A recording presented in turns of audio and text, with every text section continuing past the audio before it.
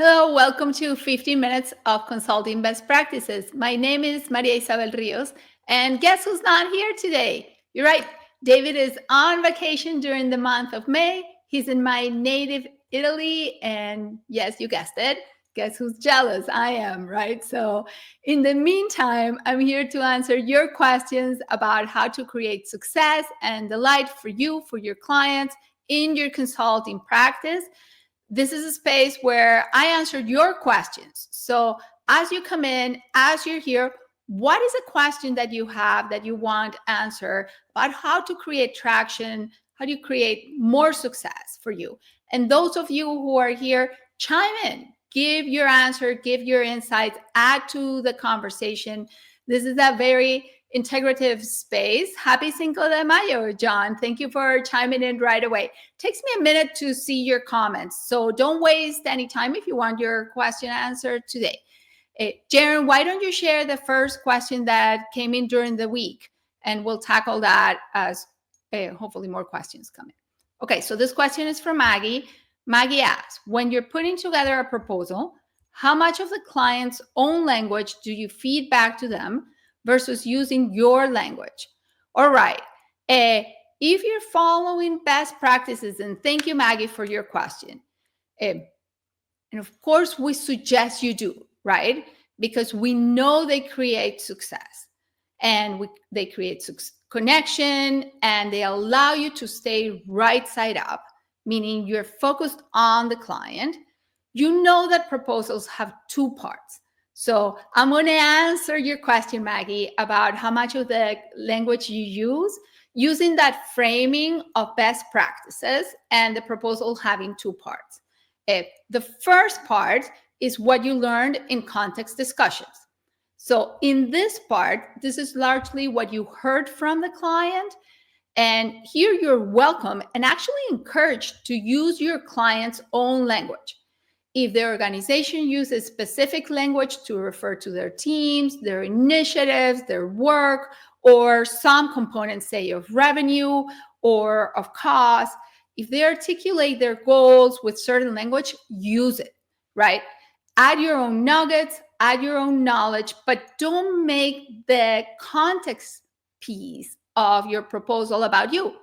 Make all the discovery part about them, about their situation, their outcomes, their success, the value, their risk, and concerns. The second part of your proposal is about your approach to the project. Here you start embedding more of your language, your terminology, your methodology, how you approach and how you view the work. You continue tracking their language where it's applicable, right? But you use your terms to refer to your own IP, to your own way of delivering the work.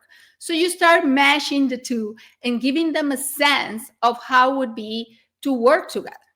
So for general terms or for client-specific context, continue to use your client's language, your client's references, your client's point of view, so you can create connection, you can create transparency, and learn your client as quickly as possible. Hopefully that answers your question, Maggie. If you're here, send us a note. And thank you, John. Hi, Daniel. Hi, Aaron. And hi, Joe. Okay, I want to add to your questions that you posted in the chat. So, John, how do you go about firing a client? All right, so I'm guessing that you have a client that you're not very happy with, and you want to end the relationship. Correct me if I read that wrong, right? So a couple of potential situations with that. One is, are you locked into delivering a project where you put forward a non-cancelable agreement? If you put forward a non-cancelable agreement, I have tough news. The non-cancellation clause usually goes both ways, right? Right. So non-cancellation works for you, it works for them. Can you cancel a non-cancelable agreement? Yes. But by sitting down and saying, look, this relationship is not working for whatever reason you have, John. How can we terminate it?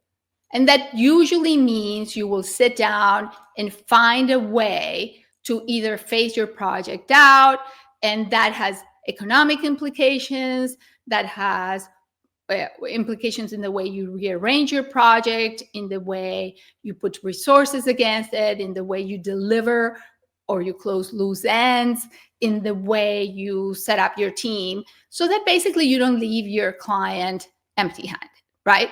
Okay, if it's cancelable, then you make a plan so that you actually do a reasonable phase down.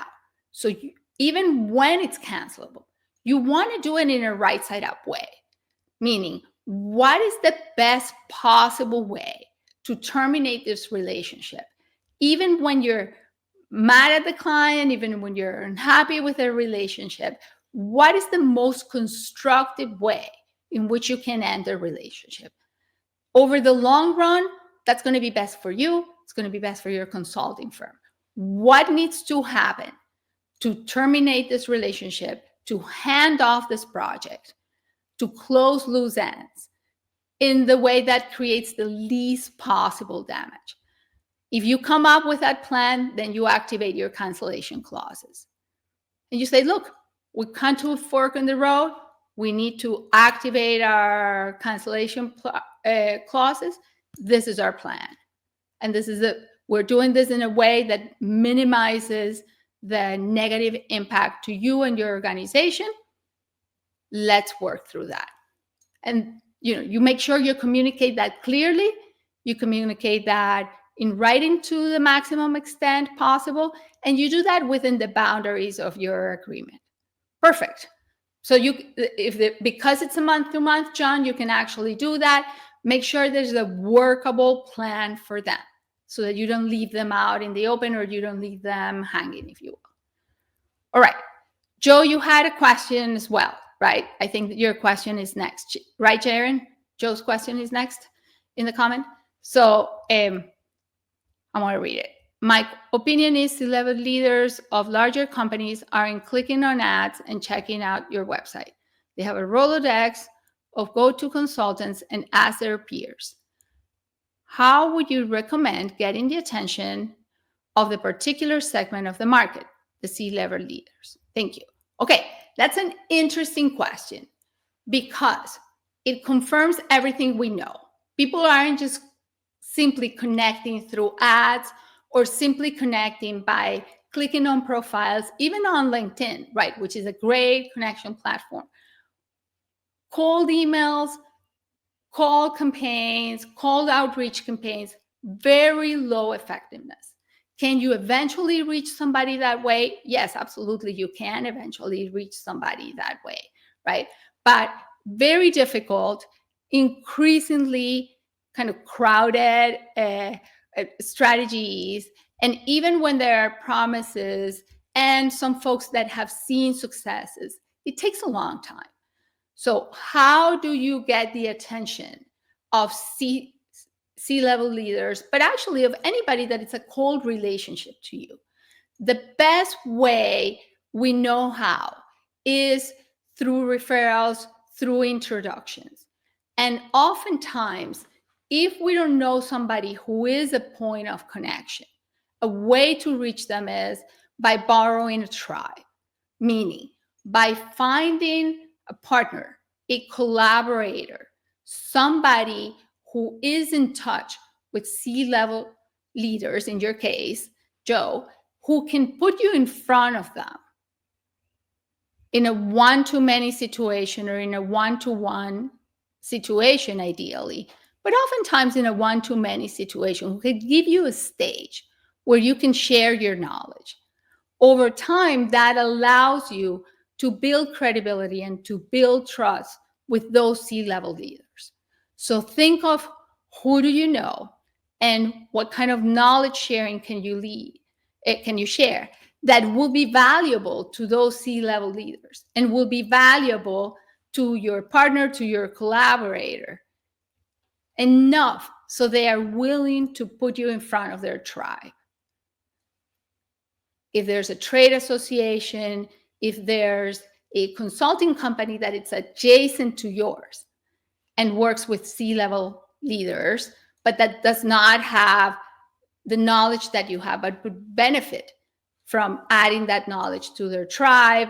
If there's, say, even folks who run a conference, but would benefit from having you as a speaker, that's the type of thinking that can get you in front of more C-suite leaders faster and potentially allow you to have better connections much, much faster than cold outreach. Definitely much faster than the expectation that somebody will click on an ad, because they won't do it. You're right, right? And even if they check out your website, that typically does not lead to any type of consulting engagement, at least for the type of work that we do. We know the work that we do is spot based on trust, spot based on liking you and on knowing you. And those things necessitate a level of one-on-one connection. All right, I'm glad that was helpful. Chime in, right? Chime into the conversation at your own. Okay, Erin, you have a question as well. You're saying your current clients are all smaller companies with limited budgets. How do you find a pond with bigger fish? Interesting. All right, so it's a scaling problem, right? Your answer pretty similar, right? Borrow tribes. Also, the referrals, introductions. There's an added element, which is follow folks. Oftentimes, people in your tribe will change jobs, right? Where for the last few years, we have been at a moment where people have changed jobs quite a bit. There's a lot of mobility. Go after them, right? Keep in touch with folks who have been in your network core as they move from one company to the other. Oftentimes people scale in the size of the company they work for or where they are. If you keep that connection work, they will bring you with them. So that's another element to keep in mind. Don't lose track of people when they move from one company to another. Maintain the one-on-one relationship. That's another strategy to use, right? Because your richness is in your network core. Keep that in mind as well.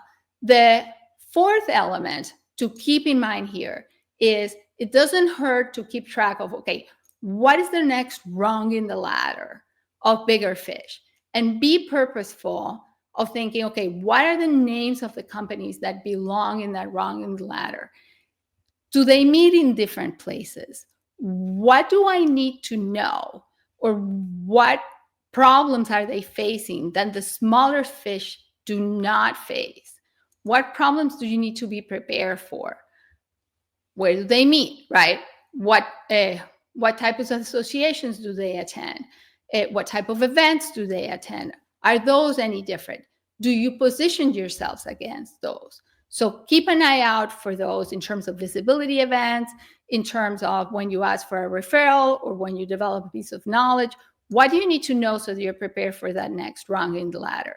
You will find that it's easier for you then to identify who do you need to ask introductions for. And be purposeful.